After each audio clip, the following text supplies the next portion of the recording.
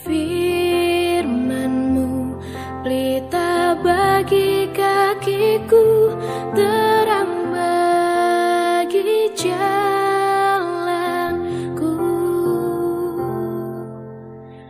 Firman-Mu pelita bagi kakiku, terang bagi jalanku.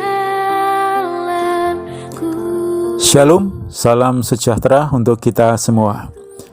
Bersyukurlah kita semua anak-anak Tuhan yang selalu mendapat kasih karunia dari Tuhan, sehingga saat ini kita semua masih diberi kesempatan dan kemauan untuk menikmati berkat firman Tuhan melalui KPA Online. Mari kita berdoa bersama. Bapa dalam surga, kami mengucap syukur atas kemurahan-Mu yang selalu Engkau berikan kepada kami, sehingga saat ini kami tetap setia mengiring Engkau, bukan karena kuat dan gagah kami, melainkan karena penyertaan-Mu dan kekuatan yang selalu Engkau berikan kepada kami. Saat ini kami akan menikmati firman-Mu. Mari Tuhan, berfirmanlah bagi kami. Biarlah firman-Mu semakin menguatkan iman percaya kami kepada Engkau. Biarlah firman-Mu juga memberi penghiburan, sukacita, dan kesembuhan bagi kami semua. Terima kasih Tuhan. Kami sambut berkat firman-Mu di dalam nama Tuhan Yesus Kristus, Juru Selamat kami. Haleluya. Amin. Saudaraku yang terkasih, hari ini saya berikan tema berkat kelimpahan. Kita baca dalam Yohanes 10 ayat 10. Yohanes 10 ayat 10, demikian firman Tuhan, "Pencuri datang hanya untuk mencuri dan membunuh dan membinasakan. Aku datang supaya mereka mempunyai hidup dan mempunyainya dalam segala kelimpahan." Tuhan menjanjikan kita memiliki hidup dan mempunyainya dalam segala kelimpahan, berlawanan dengan si pencuri yang mengancam kita untuk mencuri, membunuh, dan membinasakan. Ada upaya dari Tuhan menjadikan kita memiliki hidup dalam kelimpahan, tetapi juga ada upaya dari si pencuri untuk mencuri, membunuh, dan membinasakan kita. Jadi ada dua kekuatan yang akan menentukan bagaimana kita hidup, yaitu kekuatan Tuhan dan kekuatan si pencuri. Kita mau pilih yang mana? Tentunya kita akan memilih kekuatan yang dari Tuhan, karena kekuatan dari Tuhan akan memberi kita hidup, bahkan hidup dalam kelimpahan. Semua orang menginginkan hidup berkecukupan, bahkan berkelimpahan. Tidak ada orang yang dengan sengaja berusaha supaya mereka hidup dalam kekurangan atau dalam penderitaan.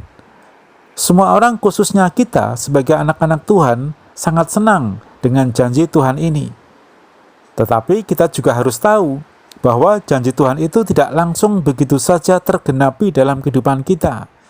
Ada banyak hal-hal yang besar yang harus kita lakukan atau kita alami.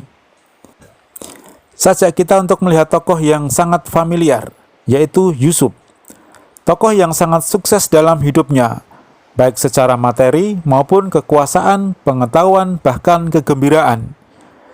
Yusuf tidak kekurangan, dia hidup dalam kelimpahan hingga akhir hidupnya. Janji Tuhan digenapi dalam kehidupan Yusuf. Tetapi itu tidak secara otomatis. Ada banyak hal yang dialami dan dilakukan oleh Yusuf. Yang pertama, Yusuf adalah seorang yang sabar dan tangguh. Waktu masih kecil, dia sering dibuli oleh saudara-saudaranya, karena saudara-saudaranya iri kepada Yusuf. Bahkan suatu ketika Yusuf dimasukkan ke dalam sumur. Dia tetap sabar dan menerima perlakuan itu. Tidak ada upaya untuk membalas. Dan akhirnya Yusuf juga dijual ke seorang saudagar, seorang pedagang. Saat di rumah Potifar, Yusuf dituduh difitnah oleh istri Potifar, sehingga Yusuf harus dipenjara. Tapi Yusuf mau menerima semua perlakuan itu dengan sabar. Dia tidak memberontak kepada Tuhan. Dia pasti mengalami penderitaan, baik saat berada bersama dengan saudara-saudaranya, saat di rumah Potifar, apalagi saat di penjara. Tetapi dia tidak mengeluh, apalagi menghujat Tuhan, karena Yusuf adalah seorang yang tangguh dan sabar menghadapi berbagai cobaan dalam hidupnya. Yang kedua, Yusuf adalah seorang yang rajin. Yusuf sering disuruh ayahnya untuk mengantar makanan kepada saudara-saudaranya. Meski saudara-saudaranya itu membenci dia, tapi dia tetap mau disuruh ayahnya. Karena Yusuf adalah orang yang rajin. Dia tidak membantah. Waktu di rumah Potifar, Yusuf juga rajin bekerja. Terbukti Yusuf dipercaya oleh Potifar untuk mengurus rumah Potifar. Kalau Yusuf seorang pemalas, tentunya dia tidak akan diberi kepercayaan, bahkan mungkin dipecat dari pekerjaannya. Saat sudah menjadi pejabat di Mesir pun, Yusuf juga rajin bekerja. Dia keliling ke wilayah-wilayah Mesir untuk melihat keadaan negeri Mesir. Sebagai seorang pejabat, dia bisa perintah bawahannya untuk melakukan. Tapi karena dia adalah orang yang rajin, maka dia pun juga mau turun untuk berkeliling memeriksa wilayah negeri Mesir. Yang ketiga, Yusuf adalah seorang yang cakap. Yusuf adalah orang yang cakap dalam bekerja. Dia adalah orang yang cerdas, baik di rumah Potifar sebagai pekerja maupun saat di Mesir sebagai pejabat. Dia bisa menjadi kepercayaan atau orang yang dapat dipercaya, mampu menyelesaikan berbagai masalah di tempat kerjanya. Dengan hikmat yang dia miliki, dengan kecakapan yang dia miliki, mampu memberi solusi terhadap persoalan yang terjadi. Sehingga Fir'aun pun mempercayakan negeri Mesir kepada Yusuf. Nah, saudaraku, janji Tuhan tidak serta-merta terjadi dalam kehidupan kita. Ada banyak hal yang harus kita lakukan dan alami terlebih dahulu. Ada proses yang harus kita lalui. Belajar dari Yusuf, kita menjadi orang yang tangguh dan sabar menghadapi berbagai persoalan. Kita harus menjadi orang yang rajin dalam aktivitas kita, dalam setiap pekerjaan kita. Dan kita harus menjadi orang yang cakap, mau terus belajar dan belajar dengan giat supaya menjadi orang yang cakap dalam bekerja. Tuhan akan melihat upaya kita. Tuhan akan melihat anak-anaknya yang sabar, rajin dan cakap dalam kehidupannya. Dan saya percaya Tuhan akan memberi yang terbaik dalam kehidupan kita, yaitu hidup dalam kelimpahan.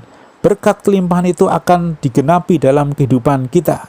Tuhan akan menggenapi janjinya kepada orang-orang yang memang layak untuk menerima janjinya, yaitu kepada saya dan saudara, orang-orang yang sabar, rajin, dan cakap dalam kehidupan kita masing-masing. Haleluya. Amin. Inilah berkat firman Tuhan hari ini. Mari kita berdoa.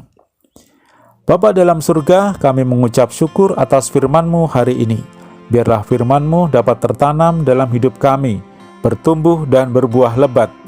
Jadikan kami anak-anak-Mu yang memiliki ketangguhan dan kesabaran. Jadikan kami anak-anak-Mu yang rajin dan cakap dalam bekerja. Terima kasih Tuhan. Kami berdoa untuk Bapak Gembala kami sekeluarga, dan juga untuk seluruh sidang jemaat-Mu dimanapun mereka berada. Kiranya Tuhan melindungi mereka semua, memberkati setiap usaha dan pekerjaan mereka. Jadikan berhasil setiap apa yang mereka kerjakan. Kami berdoa secara khusus untuk Bapak Gembala kami dan untuk jemaat-Mu yang sakit. Tuhan jamah dan sembuhkan mereka. Kami tenggeng segala sakit penyakit dalam nama Yesus. Tuhan pulihkan mereka. Kami percaya kuasa-Mu Tuhan tidak terbatas. Terima kasih Tuhan. Kiranya Tuhan juga memberi pertolongan kepada umat-Mu. Yang susah Tuhan hiburkan, yang lemah Tuhan kuatkan, yang kekurangan Tuhan cukupkan, yang sedang menghadapi berbagai persoalan Tuhan turut campur tangan. Terima kasih Tuhan untuk segala berkat-Mu hari ini. Kami bersyukur dan kami akhiri KPA ini di dalam nama Tuhan Yesus Kristus Juru Selamat kami. Haleluya. Amin. Tuhan memberkati. Sangat baik, teramat baik bagiku.